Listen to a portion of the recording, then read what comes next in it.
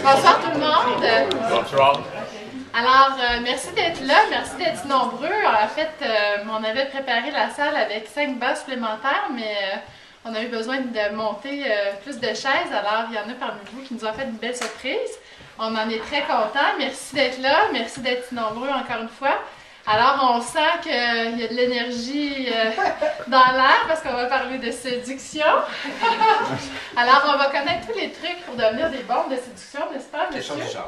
Alors, je voudrais juste vous présenter en fait notre sexologue qui avait enflammé l'audience l'année dernière en nous parlant de tous les secrets d'une sexualité optimale. Alors, ceux qui n'y étaient pas, vous pourrez parler avec François à la fin pour savoir s'il peut vous donner un petit aperçu là-dessus dans un entretien, parce que François il fait du bureau aussi, il est sexologue, bien entendu. Alors, on le remercie d'être là, et puis sans plus vous faire attendre, je vais lui céder la parole, et en fait, on avait prévu 1h30, alors comme ça nous a pris 15 minutes peut-être à réarranger un peu la salle, est-ce que vous nous permettez de finir à 8h45 au lieu de 8h30? Ça va? Parfait. Alors, applaudissons.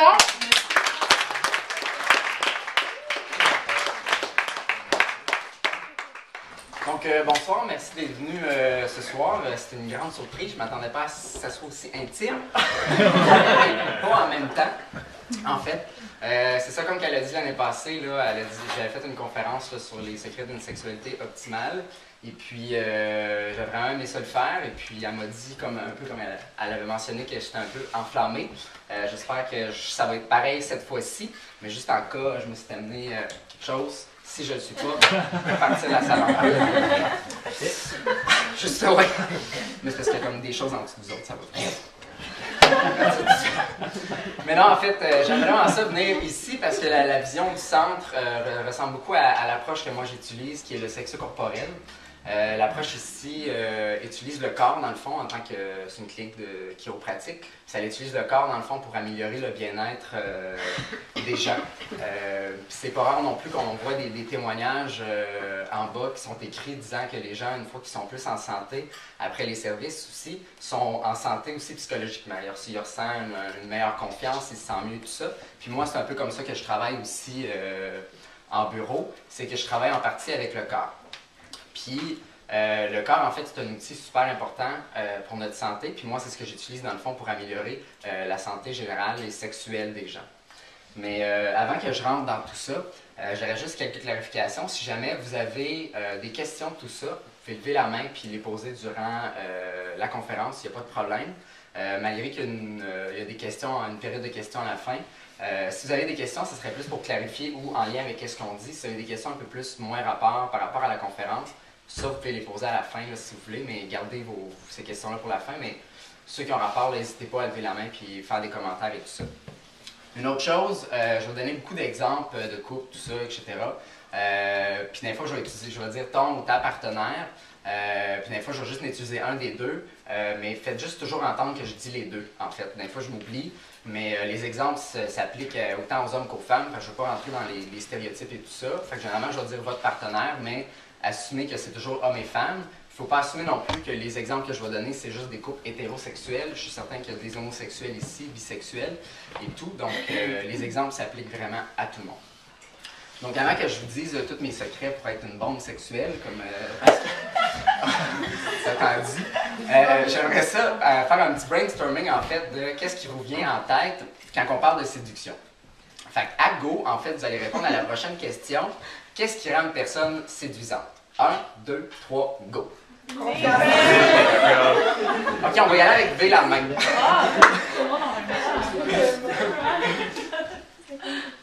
On peut lever la main, vous avez eu plein de bonnes réponses. Oui. La confiance en soi. Oui.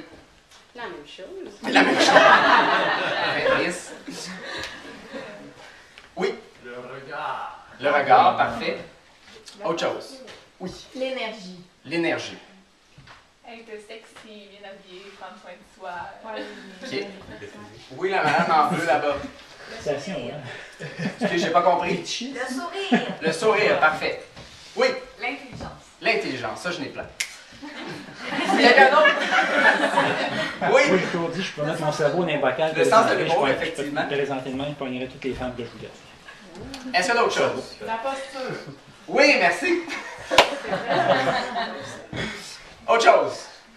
On a fait le tour. Il n'y a rien d'autre qui est séduisant dans la vie? Oui. Ben, le plaisir que la personne a à vivre, en général, La joie de vivre.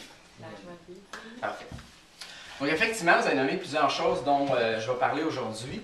Moi, j'aime bien faire la différence, en fait, entre la séduction et la séduisance. Pour ceux qui ne savent pas c'est quoi la séduisance, c'est normal, c'est un mot qu'on a inventé dans notre approche.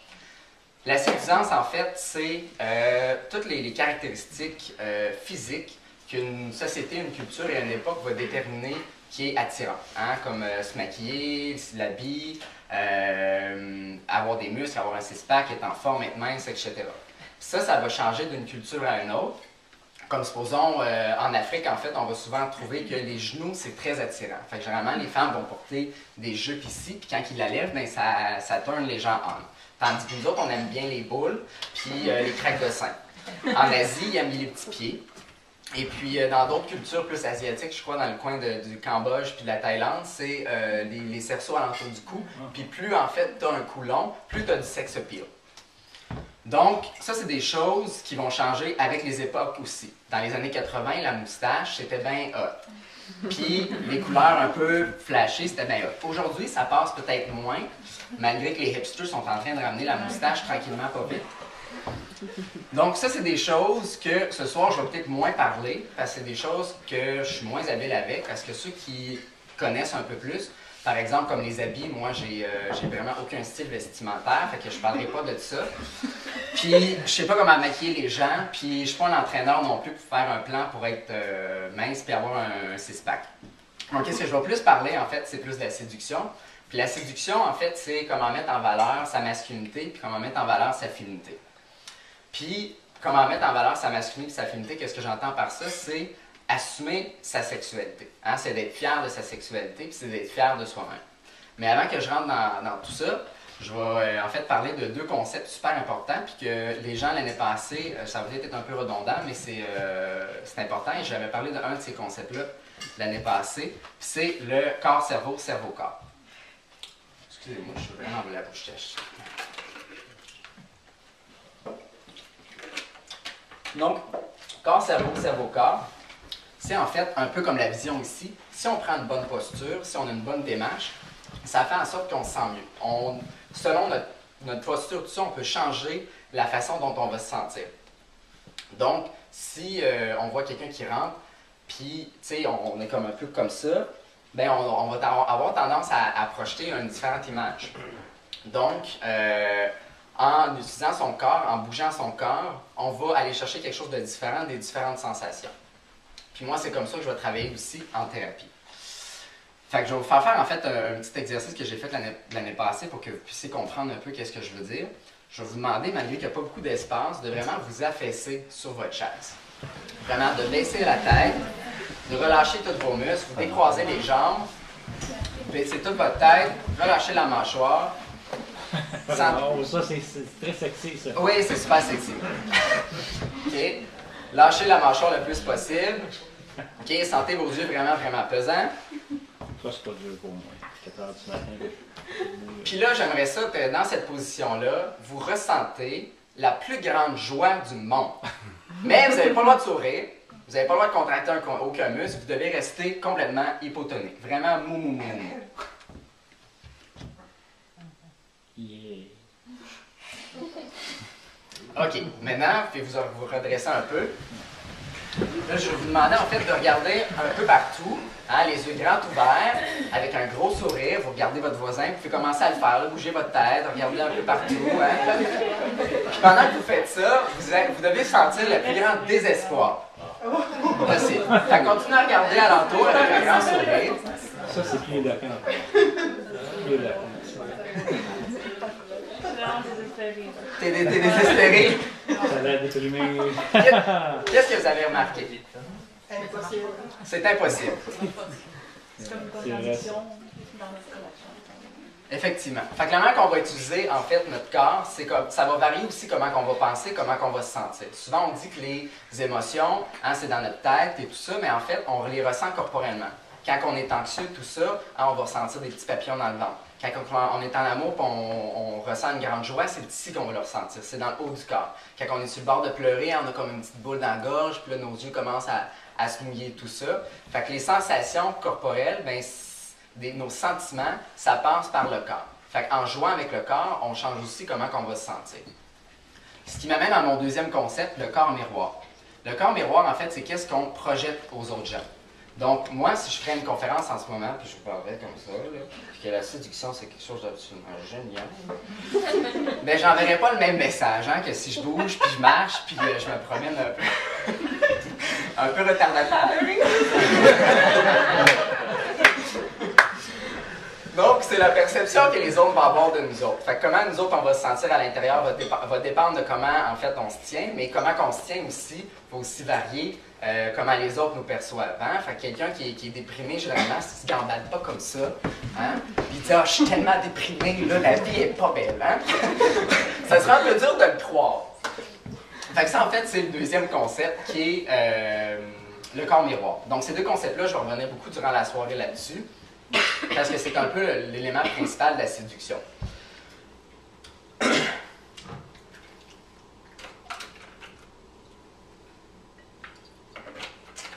Donc, une autre chose aussi qui est importante, que je vais vous parler ce soir, c'est l'assertivité sexuelle. L'assertivité sexuelle, ça a plusieurs composantes, mais c'est qu'est-ce qu'en fait une personne dégage. Tu sais, il y a des gens dans la vie que tu regardes, puis tu fais juste « J'aimerais ça tellement, là, puis je vais vous laisser finir la phrase. » Puis il y a des gens que tu les regardes, tu es comme « Ouais, il est beau, il est fin. » Ben, c'est ça. Ça s'arrête là. Puis la différence entre ces deux gens-là, c'est qu'il y en a une qui a plus d'assertivité sexuelle, puis l'autre qui en a peut-être un peu moins. C'est là-dessus, en fait, qu'on va parler ce soir. Puis là, pour avoir ce grrr-là que certaines personnes vont dégager, en fait, c'est que ces gens-là, ils ont du narcissisme et de l'exhibitionnisme. Puis là, qu'est-ce que j'entends par ça? C'est pas aller vous promener tout nu dans le rue. C'est pas ça que je vais vous faire ce soir. En fait, le narcissisme et l'exhibitionnisme, c'est sur un continuum. Hein? Il y en a qui en ont trop, il y en a qui en ont pas assez, puis il y en a qui en ont juste assez. Les gens qui en ont trop, généralement, justement, ils se promènent tout nus. Ceux qui en ont pas assez, ben, c'est les autres qui dégagent peut-être un peu moins de sexualité, qui sont peut-être moins attirants sur cet égard-là, qui dégagent quelque chose de moins. Donc, le narcissisme, en fait, c'est une fierté d'être soi, de nos forces, de nos faiblesses aussi, puis c'est d'être capable aussi de le dégager. Donc ça fait partie de l'exhibitionnisme. Hein? Qu'on peut être bien fier de nous autres, mais en face des autres, si on ne le démontre pas, bien, en quelque part, on a peut-être un manque de fierté ou un manque de confiance, un manque d'estime de soi par rapport à ça. Donc, une fois qu'on a du narcissisme, qu'on a un fond et tout ça, mais ça apparaît chez les gens. Il y a des gens qu'on va les regarder, puis qu'on va dire, OK, cette personne-là, elle dégage vraiment quoi? Elle a une confiance. Puis il y en a d'autres que ça se voit quasiment tout de suite, qui en ont peut-être un peu moins. Donc, une fois qu'on a un bon narcissisme, après ça, on peut peut-être le démontrer, puis c'est un peu le montrer. Puis il y en a qui le montrent un peu trop, hein, tu sais, les gens vraiment machos qui vont se promener sur la plage, là, en speedo, puis ils vont faire... Tu sais, ça, c'est des gens qui vont beaucoup en montrer. Ça aussi, d'en avoir trop, ça peut montrer une certaine faiblesse, parce qu'ils ont l'impression qu'il faut vraiment qu'ils en montrent beaucoup. Donc, ça, c'était les deux concepts de narcissisme et exhibitionnisme. Puis là, ça, je reviens un peu à la séduisance par rapport à ça, c'est que souvent, il y en a qui ont ça de façon naturelle, le narcissisme et l'exhibitionnisme. Puis des fois, on peut aller en chercher, supposons, en rentrant dans les critères de la séduisance, des critères qu'on voit dans les magazines et tout ça, parce que quand on se maquille, on s'habille beau. Puis ça a un certain impact, on devient plus attirant envers les gens à qui qu'on aimerait attirer. Mais souvent, qu'est-ce que ça va faire, ces choses-là, c'est qu'en se maquillant, en se mettant plus beau, en ayant plus de muscles, avoir un six-pack, des choses comme ça.